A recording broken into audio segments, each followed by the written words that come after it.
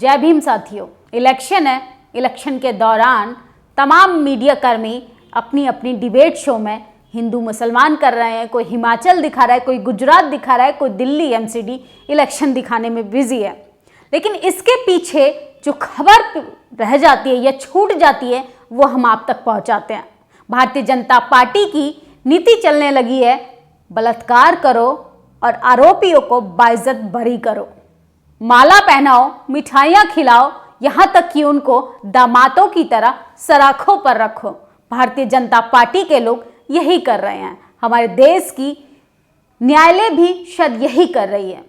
हम जिस न्यायालय से उम्मीद करते हैं न्याय की, जस्टिस की, वो आजकल इस तरीके से जब स्टेटमेंट जारी करती है तो दुख होता है। महिलाओं की सुरक्षा को लेके एक डर का माहौल होता है, एक दहशत का माहौल महसूस होता है। आज मैं कोई स्क्रिप्टेड या किसी मुद्दे पे बात करने नहीं आई हूँ। आज मैं महिलाओं की सुरक्षा पे बात करने आई हूँ कि लगातार महिलाओं को स्लोगन में सिर्फ इस्तेमाल किया जाता है, महिलाओं को प्रताड़ित किया जाता है, महिलाओं के साथ बलात्कार किया जाता है।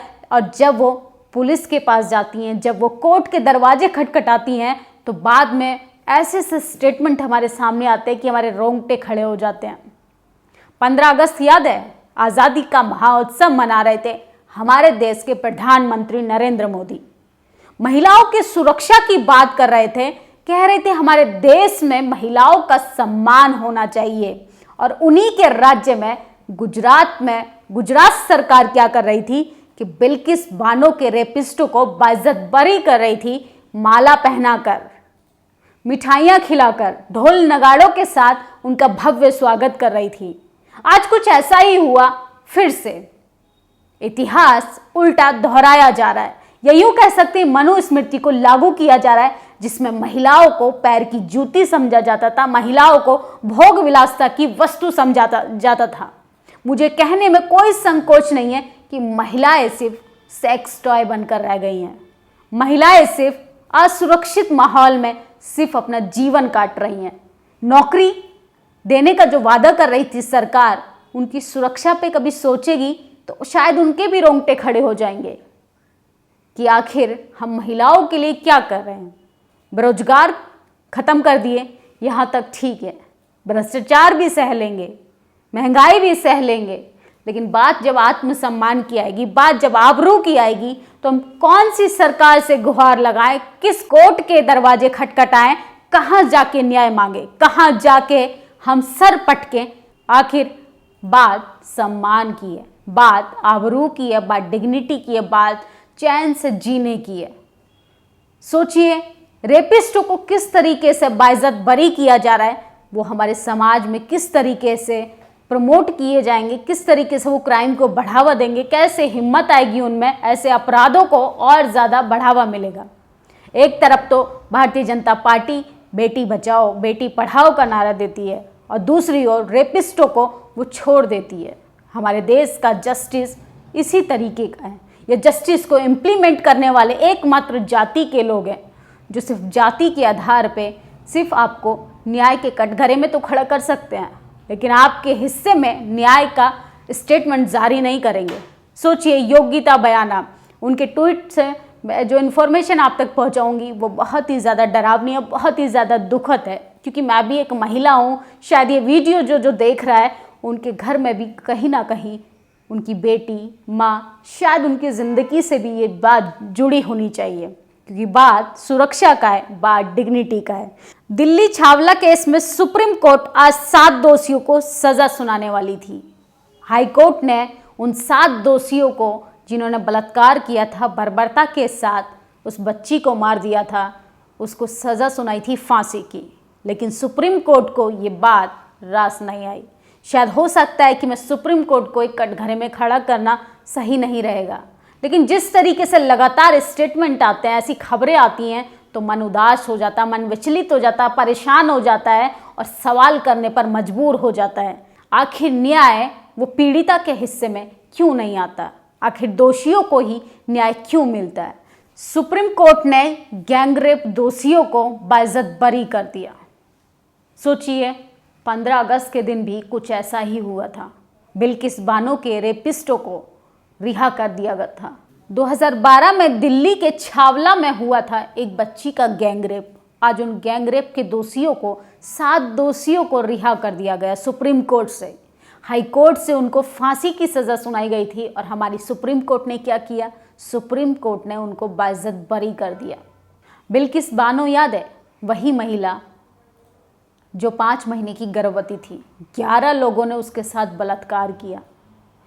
कैसे विवश घटनाएं हमारे सामने आती हैं और लोग चौड़े हो जाते हैं, अपनी 56 इंच की छाती को सामने आकर भाषणों में कहते हैं कि महिलाओं का सम्मान करना चाहिए। क्या बिल्किस बानो हमारे देश की महिला नहीं है? या महज इसलिए उसको इंसाफ नहीं मिल रहा कि वो एक मज़हब से आती है, एक धर्म से आती है? इस देश में जाति देखकर, इस देश में धर्म देखकर महिलाओं को इंसाफ मिलता है। निर्भया कांड हुआ तो जनसैलाब सड़कों पर उमड़ पड़ा था।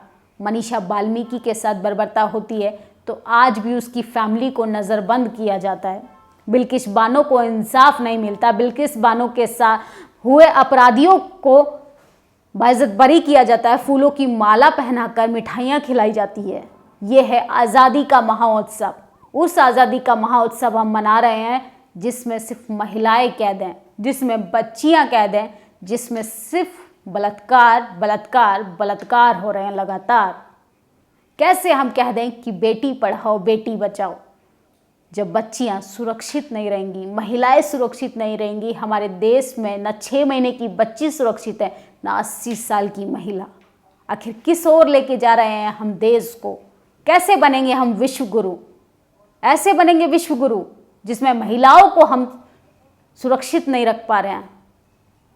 हमारे देश की सरकारों को ये सोचना चाहिए, अपने घर की महिलाओं को देखकर ये महसूस करना चाहिए कि क्या गुजरती होगी उन महिलाओं पे जिनके साथ बर्बरता की जाती है, उनके परिवार पे क्या गुजरती होगी जिनके साथ ये घटना की जाती है। उन्नाव केस याद है? उन्नाव केस में बच्ची के साथ रेप होता है और उसके पूरे परिवार को मार दिया जाता है।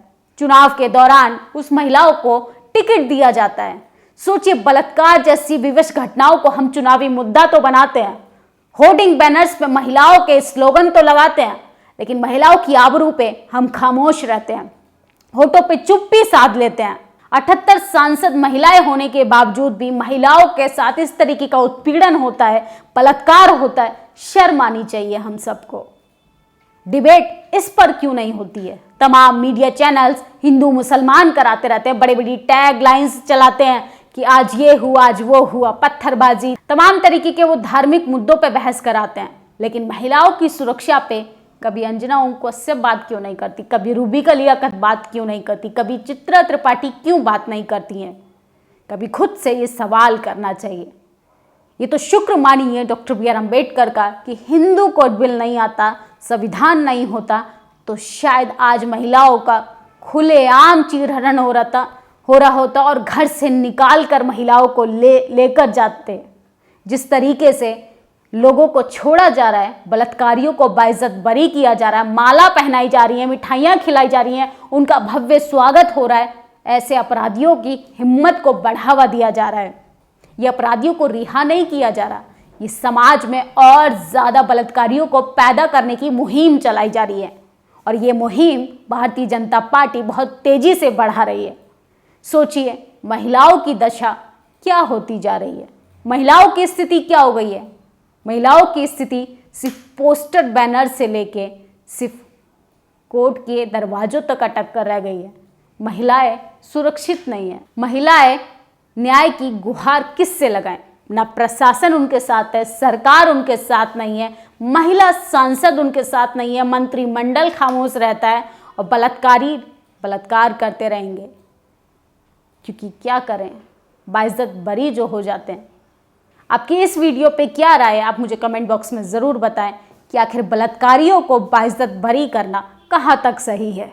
अगर मैं सुप्रीम कोर्ट की जज होती तो बलात्कारियों को कड़ी से कड़ी सज़ा दी होती, क्योंकि एक महिला के शरीर को बिना किसी परमिशन के छूना, उसके साथ जबरन हैवानियत बोलेंगे, बलात्कार भी नहीं बोल सकते, हैवानियत की एक चरम सीमा को लांघना और उसके साथ अपराध करना इस तरीके का, उन अपराधियों को छोड़ देना। सोचिए, उस महिला के दर्द को महसूस कीजिए, उस परिवार के दर्द को महसूस कीजिए, क्योंकि वो समाज भी उस महिला को एक्सेप्ट नहीं कर पाएगा।